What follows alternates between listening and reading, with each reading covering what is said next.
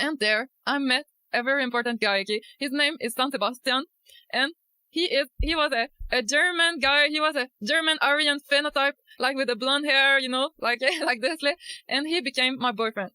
Yes. And he understood everything that I said about being free. I didn't want to be like a slave in the society, and he was so great. He wanted to do the same thing like me. He wanted to just live the life like in the nature. And you know what? He had a big project, okay? He wanted to go to live in the jungle.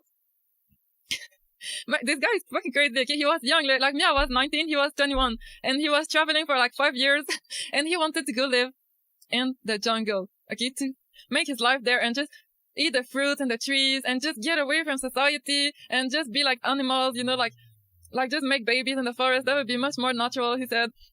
And he was a funny guy, okay? And so he told me, come with me, Mama GF. Hey, even back then, my name was Mama GF, okay? Yes. So he told me, come with me. We will go to live in the jungle together.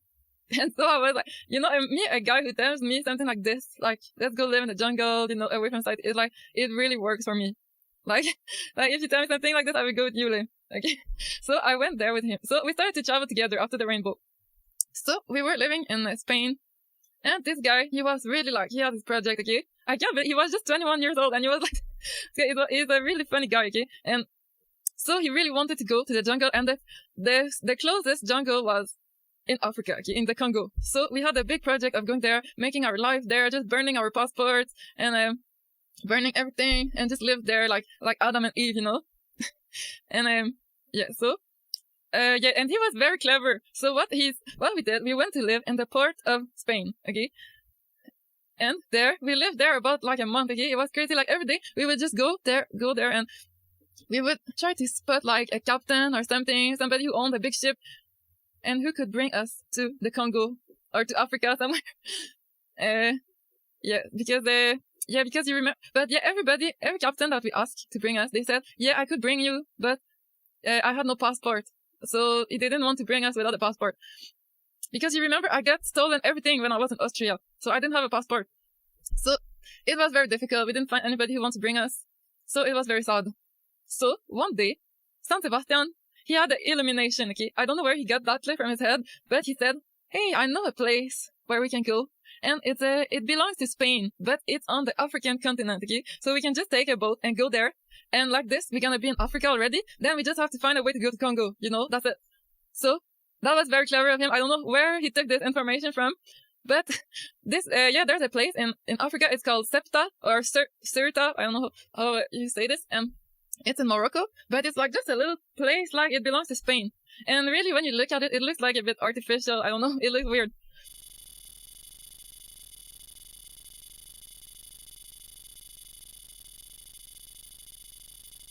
So there, you can just take the boat from Spain and go there. And they don't ask you for a passport or anything. So we could go there.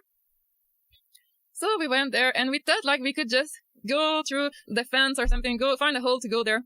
So when we arrived, well, first we tried to just walk through the frontier, but they asked us for my passport. So it didn't work. So then we started to walk, okay? This guy, he was so great. Okay, with him, we would just walk all day. Like he was just so great. Me, I like to walk too. So we would just walk all day and talk to he wanted to talk to everyone. And my God, he was always making like social analysis. He really liked to do that. Like, I don't know, he was just like, oh, look at those people, they live like this, and it means this about them. I don't know, he just did that naturally. And okay, so we started to walk, and we would walk all the frontier until we find a little hole where we can pass through, and then we would be in Morocco. So then we started to walk, but there was a big wall all around Septa. It was impossible to go through it. It was a huge wall. Like, I don't know, here we don't even have a wall, but there in Africa they have big walls, okay? So we were very sad. And this is like so small, it took us like 2 or 3 days to get through it. So we were like, fuck. But then at some point, okay, there was some place where we slept, okay, and it was like a big platform. And when we woke up in the morning, there was like a bunch of people who came to talk to us. And they were like people from Africa mostly, and Arabs and stuff. And they came to talk to us, and we just talked to everyone. So we were like, hey, how are you? What are you doing here? What you do in your life and stuff. And so they told us they came from Africa, and now they live in the UN camp. And there was a fucking huge UN camp there in Septa. And they said they just crossed the border with a boat. and then they come to the UN camp, and they're going to be redistributed in Europe. Like soon. They were waiting to go to Europe. They wait like 1 year, and then they go to a country there. And we were like, wow, that's great. That's amazing. And we were like, yeah, because San Sebastian, we were like, yeah, it should be more easy to go to Europe. Everyone should be free on the earth. Because, yeah, San Sebastian, he was a bit like brainwashed. He was really brainwashed, actually. Like he said, he kept talking against the white people. And now I realized, like, oh, he was really brainwashed. He was a leftist. Like, he kept saying white people are crazy. The Africans are much better. They are much more relaxed. Then he said the white people, all we do is destruction and stuff like this. Like, he had no respect for our culture and our people. And, yeah, now I realize that. And he said there should be no frontier. We should break all the frontiers. People should be free to go everywhere on the earth. And, yeah, now I realize that he was a bit, brainwashed. And also, you know what he said one time? He said because his parents were living in the communist part of Germany after World War II. So he said, oh yeah, you know, the communists, they are much more happy. They live together. That's great. He said that. Anyway, now I just realized that. And, so we were like, wow, that's great. They're going to Europe. That's really great. And every day we would see a little boat coming with like, I don't know, 20 people. They just crossed the frontier. Okay, do you understand what I mean? Like, I'm going to put a little picture here, okay, to illustrate what I'm saying.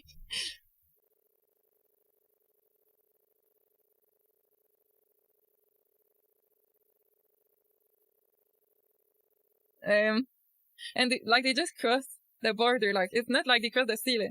And yeah, all those people we talked to, they look like rich kids, you know, like they all had brand new cell phone. And we asked them, oh, is it the war in your country? And they were like, no, it's not the war. We just want to go to Europe. And I was like, oh my God. And it was weird. It looked artificial. Seriously, like it looked like it's made up. It's a made up place because it was like too easy. And there must be places like this, like everywhere. And like, this is just one of them.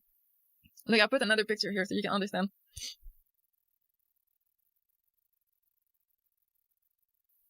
Okay, so, yeah, so that was it for then. So, we ended up, so, yeah, if you want to know the end of the story, me and my boyfriend, we ended up crossing the frontier. Okay, you know how I did it? Because there was a time on like Sunday morning, there was a big like Arab market, I don't know, and there was plenty of Arab girls who came from one side to the other. I think they were buying stuff or something, I don't know. And there was like plenty of them. So me, I just put a scarf, I don't know how you call it, and I disguised like a Muslim, and so I just went through there, and they didn't ask me for nothing. That was so funny. Oh my God, that was so funny. And you know how we got this? We just knock on doors. We just knock on the door, and we ask somebody to give us a Arab clothing, because they're in their religion, the Muslims. If you need clothing or food, and you ask them, you can just knock on the door, and it's like in their religion, they just give to you. Yes, because we talk to a lot of Muslim people, and they say that to us. They say in the Muslim religion, you have to give 10% of your revenue to the poor. So yes, we just did that. Then somebody gave us a Muslim clothes, so I could just go there through the front. That was like so funny. That was one of the most funny things I did in my life. I just went there. Anyway, so after we were in Morocco, but then we got stuck in Morocco. We hitchhiked through the whole Sahara Desert until I don't know which country is on the south, but then they asked me for my passport again. So we didn't know what to do. So after we came back, and we got stuck there. We were in every city in Morocco. We were there like 3 months, but that was fun. It was a fun time because the Muslim people, they are like so nice, and they all want you to come live in their house, and they all want to invite you for dinner and stuff. So it was funny time. And there in Morocco, seriously, like the people, they live in the countryside. They live like in a big house with all the family, and it's so great. Like people that are great, seriously. And but anyway, that's not important, okay? Because what is important in my story right now, okay, is that I want to explain you something, okay? Look, this place called Sirta, okay? Look, I'll put a picture here for you, okay? Because I really want you to understand what I'm saying, okay? This place is not a normal place, okay? If we were in the real life, okay, the Spain would protect its borders, okay? And there would be nobody going from one side to the other. That would be impossible. But no, because there is a UN camp, okay, people can just go there, and then they are greeted in the Europe. You see the whole difference that the UN camp makes on our life, okay? So I think it's not normal, because let's say the UN camp decide to bring this migrant to Germany or something, or France. Well, France and Germany never agreed to receive these migrants. So it's like if the UN was taking control over our life, okay? Because do you understand that the UN is a thing created to serve us? Like, it's all the countries, they get together, and they made something that they could use. But now, today, it's reversed. It's the UN that uses the country to bring migrants into Europe. And this is not normal. It's not something natural. You understand what I mean? It's like forced, and it's non-consensual from the countries. And also there's something else, because the UN is an international space, so it's not even in the countries. So everyone can go there. There's no border. So I think this is not good. It's not working, because if the UN camp wouldn't be there, there would be no migrants crossing from one side to the other. And yes, so I think the UN camps are illegitimate, they're anti-constitutional, and they violate the normal processing of the countries to receive migrants in their countries. Okay, so I think the UN camps, you should research it. There must be a lot of it along the border, and I think it's all because of them. Because if they would not be there, the countries would be able to protect their borders. But now, because they have made this international space on their frontier, on their country, it's like a space that anybody can violate, and I think it's really bad, and that is leading to the modification of our population. And yes, that's what I have to tell you today, okay? Because that's what made me realize all this. Because at the time, I didn't realize. I was like, wow, this is great. Like, I was not there. And after that, when I came back here, but I thought it was weird. It didn't seem natural. And then when I came back here and I started to watch GF and all this, it all started to make sense. I was like, wow, okay, this is why they put it there, the UN camp. Because it's really not normal when you think about it. It's not natural at all. And also, I wanted to add that when I started to watch GF, this is not the only thing I understood about the migrants and the UN camps, but I also understood why I wanted so much to be free in my life and why this travel felt so good to me. And it's because we actually live in a communist society, and since we are born, the government is always telling us what to do and telling our parents how to live, and this leaves no place for innovation and for creativity. And this is what I was truly searching for when I went in this travel. I was really searching for an experience that came from myself, not something that came from an external source or from the government who tell me what to do. Everything I did in the travel, it came from myself and from my intuition, my desires, and this is what allowed me to become truly myself. And I think that's what the society lacks today, is that people cannot become themselves because they are surrounded by the government in every aspect of their life. And I truly understood what means communism. And that's why I liked this travel so much, and it felt so good. And I was searching for this all my life. And I understood really this when I watched GF, because he talks a lot about freedom and about the government. And I knew all this intuitively, but GF really put some words on it. And that's why I love him so much. And thank you, GF, for explaining all this to us. And for me, that was what made me understand all of it. And yes, that was my message for you today, that I wanted you to understand. And I hope you will join me for another video, because I need to say something to Mr. Donald Trump. So you can watch my other video very soon. And I hope Mr. Donald Trump will take action on this, because it's very important. Okay, so thank you everyone. Have a nice day, and I'll talk to you later. Bye bye.